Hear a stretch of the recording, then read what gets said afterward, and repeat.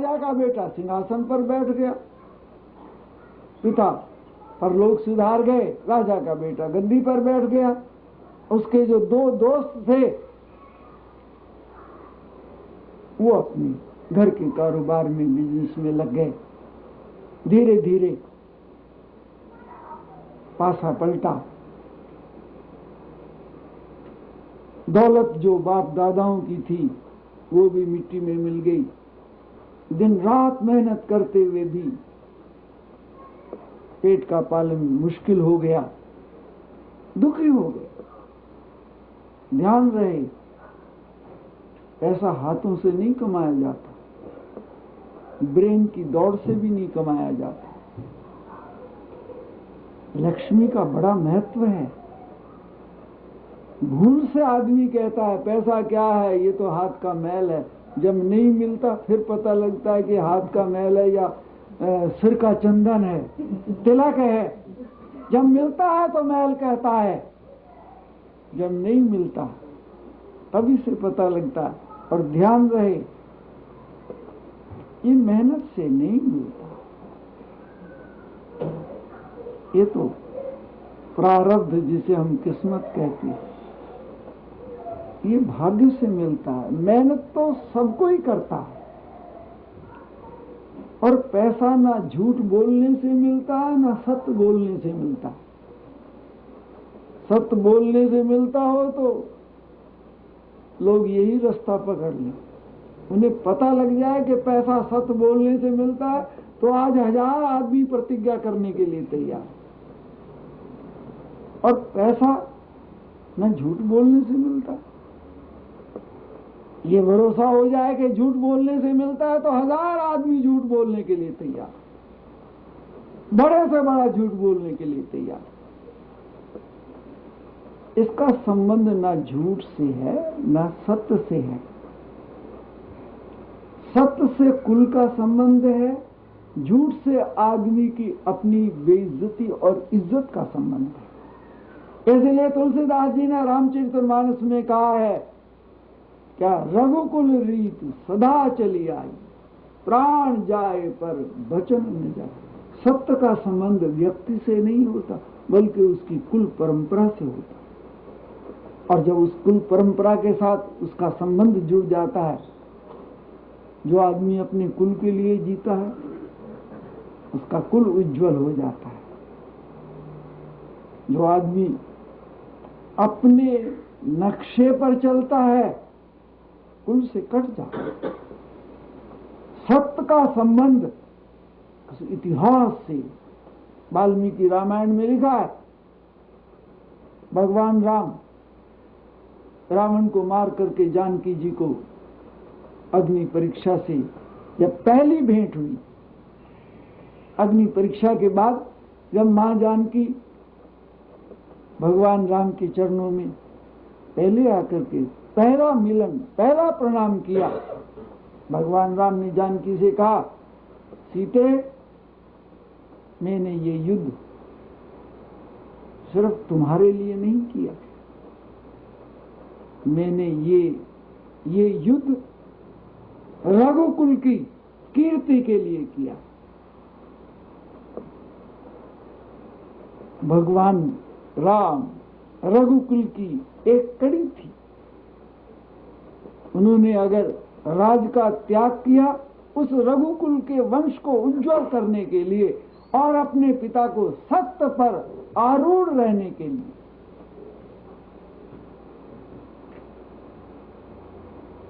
पैसा ना सत्य व्रत से मिलता है, दौलत का संबंध इन प्रतिज्ञाओं से नहीं होता, ये तो जुड़ी हुई प्रारब्ध से। आज जो आदमी स्वीकृत करता है, व्रत पालन करता है, दान देता है, इंद्रियों का संयम करता है, तप करता है, भगवान की उपासना करता है, शुभ कर्मों में लगता है, इससे उसका प्रारब्ध जुड़ जाता है और उस प्रारब्ध का फिर उसे फल शुभ का शुभ मिलता है, अशुभ का अशुभ मिलता है। इसका संबंध हाथ की दौड़ से नहीं है, तत्काल भी इसका कोई संबंध नहीं है। ये तो एक पुरानी कड़ी कहानी हम कह रहे थे। दो वणिक पुत्र जिन्हें मां बाप की बहुत बड़ी संपत्ति मिली थी, धीरे धीरे हाथों से खिसक गई, दरिद्रता के दुख में जीवन व्यतीत कर रहे थे। तुलसीदास जी ने रामायण में लिखा, नहीं दरिद्र सम दुख कोई, दरिद्रता से बड़ा और कोई दुख नहीं। पैसे की पूजा क्यों होती, इसके पीछे लोग क्यों दौड़ते, इसके पीछे लोग क्यों पागल होते हैं? पैसे में संसार बसा है। पैसा इज्जत के साथ जुड़ा है, पैसा समाज के साथ जुड़ा है, पैसा राष्ट्र के साथ जुड़ा है, पैसा परिवार के साथ जुड़ा है। पैसे में संसार बसता है। एक शब्द में हम कह दें, पैसे में संसार बसता है और संसार में पैसा बसता है। एक अंधा फकीर भीख मांगता हुआ सड़क पर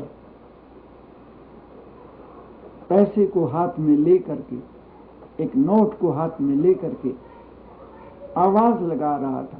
अंधा था, लेकिन उस पैसे को, उस नोट को अपनी आंख के सामने लाकर कहता, तू परमात्मा तो नहीं है, लेकिन परमात्मा से कम भी नहीं है। तू परमात्मा, एक तरफ हाथ फैला रहा है और कुछ नहीं कह रहा, एक ही बात कह रहा है, तू परमात्मा तो नहीं है, लेकिन परमात्मा से कम भी नहीं। और हकीकत भी यही। और इसीलिए हिंदू फिलॉसफी में भगवान की मूर्ति विराजमान की मंदिर में नारायण के साथ लक्ष्मी को विराजमान, लक्ष्मी नारायण कहा। दोनों दरिद्रता में वणिक पुत्र जीवन व्यतीत कर रहे थे, दुखी। एकदम उन्हें पुरानी बात याद आ गई। जब हम विद्यालय से विदा हुए थे, मित्र ने कहा था, मैं तुम्हारा मित्र हूं और कभी काम पड़े तो मुझे बताना। एक ने कहा, जाकर परीक्षा करके देख लेते हैं। गया, राज दरबार में पहुंच गया। राज दरबार में पहुंच करके राजा को शिष्टाचार किया और कहा, मुझे पहचाना। आदमी की तो हर वर्ष शक्ल बदल जाती है। 10-20 साल में देखो तो हुलिया बदल जाता है, नक्शे बदल जाते हैं। राजा ने कहा, मैंने तुम्हें पहचाना नहीं। उसने कहा, हम तुम्हारे मित्र, बचपन के साथी, क्लास फेलो, एक ही साथ पढ़े, पहचाना? मैं बलराम हूं। तो राजा को ध्यान आया कि हाँ, ठीक ठीक, अब तुम्हारी धुंधली शक्ल मुझे याद आ गई। हाँ बोलो, कैसे आए आज?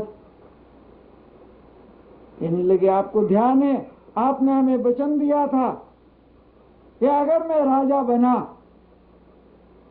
और तुम मेरे पास आए तो तुम्हें भी मैं एक दिन का राज्य दूंगा। उसने कहा, मुझे याद आ गया, बोलो क्या चाहते हो? कहते, बस चाहते क्या? आपको याद आ गया और हम आए ही हैं। वजीर से कहा, इनको तिलक कर दो और गद्दी पर बैठो। अब से 24 घंटे तक इनकी हुकूमत, 24 घंटे में जो ये करें, ये इस राज्य के मालिक हैं और स्वयं चले। गद्दी पर बैठे, एक दिन का राज मिला। एक दिमाग में आई, एक दिन का राजा बना है, जरा देख तो ले राजा कैसे स्नान करता है, कैसे भोजन करता है, इसकी रंगशाला क्या है, कैसे गाने वाले हैं, कैसे रंग महल का वातावरण है। और बस 24 घंटे रंग महल के वातावरण में डूबा और रात को 2 घूंट पी और 24 घंटे खत्म कर दिए। और सुबह 24 घंटे खत्म करते वजीर ने कहा कि महाराज ये जो आपने कोट पहना है इसे उतार दीजिए, और ये जो हीरे की माला आपने गले में डाली हुई है इसे उतार दीजिए, और वो जो पड़े हैं ना आपके, वो जो कपड़े पड़े हैं उन्हें पहन लीजिए। जय चले गए। घर वाले तो सोच रहे थे एक दिन का राजा बना है, कुछ उधार चुकाएगा, कुछ हमारे लिए लाएगा, और जब बुद्धू खाली हाथ नीची गर्दन करे हुए घर वापस आए तो घर में भी जो पूजा पाठ होती है वो सब आपको तजुर्बा ही है।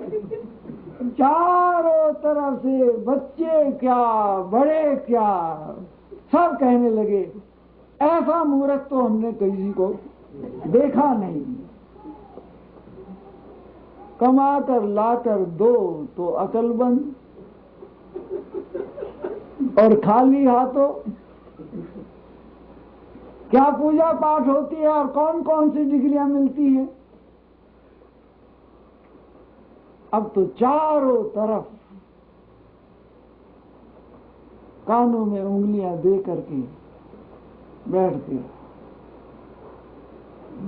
दूसरे भाई ने सुना कि वो राजा के यहां गया था और वो उसको भी याद आ गया, उसको भी रात भर नींद नहीं आई, उसको भी सुना कि सुबह ही जा करके मैं भी अपना मांगूंगा। तो रात को आदमी को ये पता लग जाए कि तेरी लॉटरी निकल आई है, चाहे कोई झूठा ही तार दे दे, रात भर बड़े बड़े स्टोरों में जहां जहां जो जो चीजें देखी लिस्ट बन जाती है, और कहां और जब सुबह पता लगता है कि भैया वो तो तार बोगस था, तो वह सारा का सारा वेग ठंडा हो जाता। सूरज निकला, दरवाजे पर पहुंच गया। वजीर ने कहा तू कौन? कहते जी वो जो 2 दिन हुए जो गया था ना, मैं उसका भाई छोटा, वो थे बलराम और मैं हूं घनश्याम। बड़े का नाम था बलराम और मेरा नाम है घनश्याम। बस राजा से भेंट करनी है। कहने लगे तुम्हारे साथ भी कोई वायदा किया था? कहते वही वायदा, वही जो वायदा उनके साथ था वही वायदा, हम सब साथ ही तो पढ़ते थे। कहते और कितने लड़कों को वायदा किया हुआ सरकार ने, ऐसे ऐसे वायदे और कितनों को किए हुए। कहते वो हमें मालूम नहीं। सरकार के दरबार में हाजिर किया। उसने कहा पहचाना मुझे? कहते हाँ पहले ही पहचान लिए, क्योंकि तुम्हारा भाई पहले यहाँ सब परिचय दे गया है। कहते बस आपको तो फिर और टाइम खोने की जरूरत नहीं है, आपको सब मालूम ही है। कहते बोलो कब लेना चाहते हो? कहते आज तो काफी देर हो गई, इतना टाइम तो यूं ही निकल गया, मैं कल सुबह सूरज निकलते ही आऊंगा। चला गया। अब जैसे ही घर गया, लोगों ने कहा देखना कहीं पहले वाला हिसाब मत कर देना, जरा हमें भी याद रखना, जरा हमें भी याद रखना। अगली सवेर जब गया तो फॉर्मेलिटी पूरी हुई, मुकुट बांधा गया, शपथ दिलाई गई और सिंहासन पर बैठा दिया। और राजा ने कहा 24 घंटे के लिए हमने रात तिलक कर दिया। बैठते ही वजीर ने कहा महाराज क्या हुक्म है, क्या आज्ञा है? कहने लगे आओ मेरे साथ। चल। नीचे उतर करके और वजीर को ले गया, कहने लगे जरा सरकार के खजाने दिखाइए, कहाँ है? कहते हजूर पहले नाश्ता कर लो, जरा जलपान कर लो, कुछ खा पी लो। कहने लगे ये तो घर में खा लेंगे, जरा तुम वो खजाने दिखाओ, जाओ उसकी जरा सैर कराओ। क्योंकि उसे याद था कि बलदेव जी जो खाने पीने में लगे और कोरे ही हाथ चले गए। पहले जहां सरकार का खजाना था, कहने लगे देखो मेरा हुक्म है, ये सब माल बांध बांध करके हमारे घर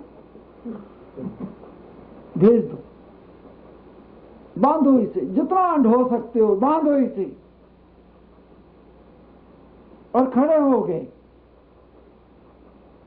वजीर ने जाकर के राजा से कहा महाराज ये तो सब माल ढुलाई करने में लगे हैं, ना खाते हैं, ना चाय है, ना रोटी है, ना किसी की तरफ देखते हैं, कुछ नहीं, हमने सब कोशिश कर ली, ये तो आंख ही नहीं उठाते, खड़े हैं वही। जैसे सख्त ठेकेदार मजदूर के पास आकर के, मजदूरों के पास आकर के खड़े हो जाते हैं कि कहीं मिलने वाले से कोई जरा बात ना करे। ये तो ऐसा ठेकेदार है, खड़ा हुआ है, कहता सब डालो, सब बांधो, सब ले जाओ। सारा दिन धुलाई होते रहे। उसने कहा कल को तो इन्होंने निकाल ही देना है, कल की क्या बात है, अभी सूरज थोड़ा बाकी रहता है। उसने कहा महाराज जी ये लो अपने कपड़े और हाथी मंगाओ, बस आप सम्मान से मुझे मेरे घर पहुंचा दीजिए, इतना ही बहुत है। हाथी पर बैठे, घर तो पहले ही रखने को जगह नहीं मिल रही थी, ये कहाँ रखा जाए, कहाँ रखा जाए। और जाते ही कमा कर लाया था, स्वागत हो रहे हैं, चारों तरफ से स्वागत हो रहे हैं। ये जैसे ये वणिक पुत्र हैं, दो तरह के जीव इस संसार में जन्म लेते हैं। ये एक दिन का राज्य क्या, ये जो हमारी जिंदगी है, ये इस परमात्मा के संसार में एक दिन का राज्य है। जो पहले बलदेव जी हैं वो तो एक दिन का राज्य पा करके और उसे खो देते हैं, और जो दूसरे घनश्याम जी हैं वो तो आधे ही दिन में रिटायर होने से पहले सब काम कर लेते हैं। रिटायर का टाइम ही नहीं आने देते, पहले ही आंख खोल करके सावधान हो जाते हैं। जो इसकी दौलत है, ये जो जिंदगी की क्रीम है, ये जो वक्त जो बेशकीमती है, जैसे टाइम इज मनी, टाइम दुनिया की बहुत बड़ी दौलत है। इसीलिए उस दौलत के लिए कबीर ने कहा अरे ये जो श्वास है ये बड़े कीमती हैं, कहीं नहीं यूं ही ना बर्बाद कर देना। कबीर ने कहा कहना था सो कह दिया, और क्या बजाऊं ढोल, श्वासा खाली जात है, तीन लोक का मोल। एक श्वास की कीमत तब पता लगता है जब आखिरी श्वास होता है। एक श्वास की कीमत का पता तब लगता है, ये चाहता है कि एक श्वास और आ जाए। एक बोल की कीमत का पता तब लगता है जब जबान दब जाती है, और ये चाहता है कि एक बार में मुंह से जरा बोल कर ये बता दूं कि चीज वहां पड़ी है। उससे पहले जिंदगी के इतने श्वास खो दिए, वाणी का इतना बेशकीमती समय लुटा दिया। तूने हीरा जन्म गंवाया, तूने हीरा तूने जन्म गवाया तूने कभी न आया साध संगति कदे न हरि गुण गाया कदे न आया साध संगति कदे न हरि गुण गाया पच पच मरा बैल की नाई पच पच मरा बैल की नाई सोए गया उठ ध्याया तूने हीरा जन्म गवाया तूने हीरा जन्म गवाया तूने ये संसार माया का लोभी ममता महल चुनाया ये संसार माया का लोभी ममता महल चुनाया ये संसार माया का लोभी ममता महल चुनाया ये संसार माया का लोभी ममता कहत कबीर सुनो भाई साधो कहत कबीर सुनो भाई साधो हाथ कछु भी नहीं आया तूने हीरा जन्म गवाया तूने हीरा आदमी ने